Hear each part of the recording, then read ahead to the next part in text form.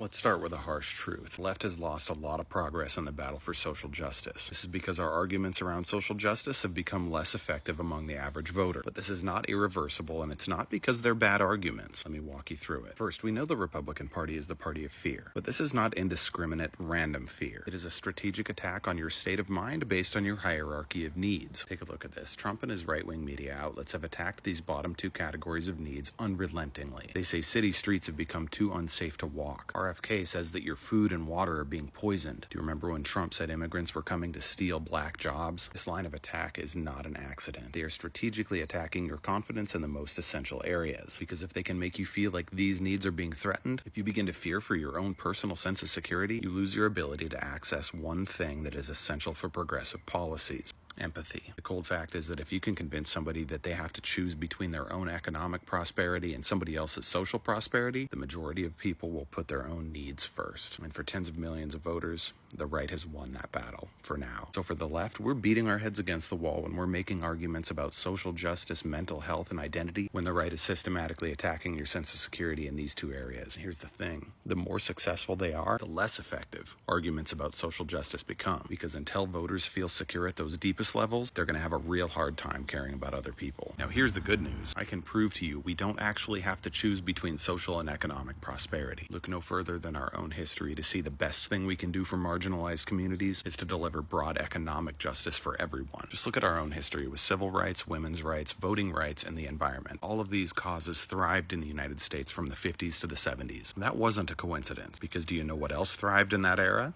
The middle class. FDR established strong economic policies that were funded by sky-high tax rates on the wealthy, and labor unions and Democratic politicians worked together to create a better labor environment than anyone had seen in American history. And just like that, as soon as the average worker's needs were being met, they became more receptive to concerns over the needs of others. Because instead of seeing other people as foreign competition from communities they didn't understand, because we weren't living in a constant state of fight or flight, we were able to hold the time and space with the physiological and the psychological safety to find empathy and understanding for people who came from communities that didn't look like our own. This is why the right-wing billionaire class combines their hostile economic policies with xenophobia and hate. If they're going to come after your prosperity, they have to give you someone to blame at the same time. They have to keep you afraid with one hand so they can rob you blind with the other. They have made so much progress, we're going to have to rebuild our case from the ground up. Now, this does not mean giving up on social issues, and it does not mean throwing marginalized people under the bus. This is about how we prioritize messaging and policy focus. To put it much more simply, the single best thing we can do for the marginalized communities we want to protect and support is to win all Americans back to the left with progressive economic policies, which in turn will lift everyone up equally and allow us to remember that the people from marginalized communities